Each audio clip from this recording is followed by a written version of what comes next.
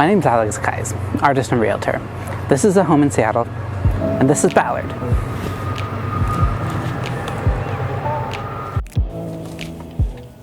I have a long list of things to do, and I'm set up at Ballard Coffee Works trying to get them done. Post to Instagram, write an offer for a client, work on my book, and research listings. But I need a break, so let's take a look around Ballard. While Ballard was annexed into Seattle back in 1906, it still feels independent of the looming skyscrapers of downtown. Everywhere you look, you see reminders of Ballard's Scandinavian heritage, from the recently renovated Nordic Museum to Bergen Place Park at the heart of the community. On Sundays, the Ballard Farmers Market floods the streets with fresh produce, delicious food stands, and some pretty fantastic street artists. After you get your fill of artisan goodies and city streets, hop on a bike or stroll down the Burg Gilman to chill by the water. If you're thinking about moving here, there's a few things you should know about the homes. There are a lot of condos near the town center if you're looking for walkability, and the older, smaller houses are a few blocks away.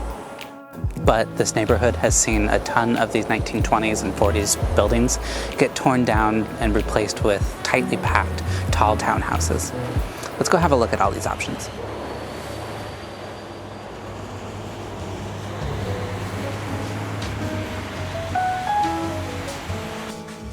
This is an interesting one. It's a 55 plus building, meaning that you have to be at least 55 years old to live here, but they're allowing 20% of the units to be occupied by people that are younger than that. This makes it a good value, at only $380,000 for a 2-bedroom less than 4 blocks away from the main drag. Move in with a roommate, a small family, or just keep a whole room for your dog. Wait, are dogs allowed? Yes, they are. I love hitting up a stand like Unbien for a sandwich and a view of the marina. Ballard is also home to some of the city's best breweries and has a good mix of unpretentious eateries and high-end restaurants. Trust me, they're worth saving your pennies for.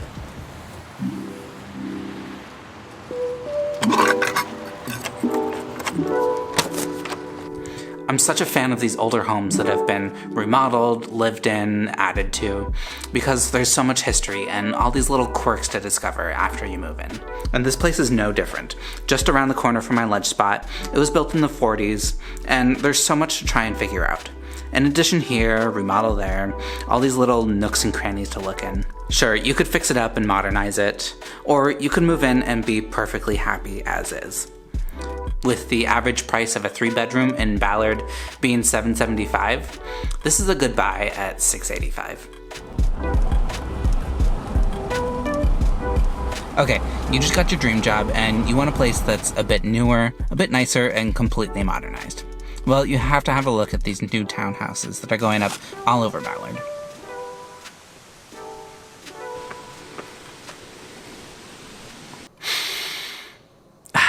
Smells like new home in here. And these places are perfect for people that don't necessarily want to take care of a yard, but still want a bit of the feel of a single family home.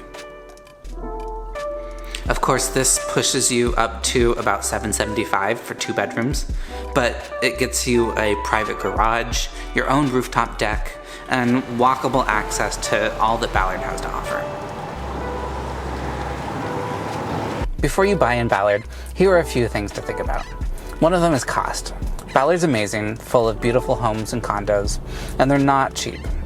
But with its overall high walkability score and classic neighborhood feel, you might think it's worth paying a little more. Another thing to consider is that it's an older neighborhood with older homes. And while some of us appreciate a good fixer-upper, be prepared for these extra costs. Remember, a little training via YouTube and some sweat equity go a long ways. And finally, there's always the option to rent. Ballard has a lot of new apartments that could be steep, but might have the amenities you're looking for. Make sure you subscribe below and stay tuned for more home buying tips and neighborhood tours from a home in Seattle. And if you're looking to buy a house, send me a message and we'll chat on how to get started. Bye.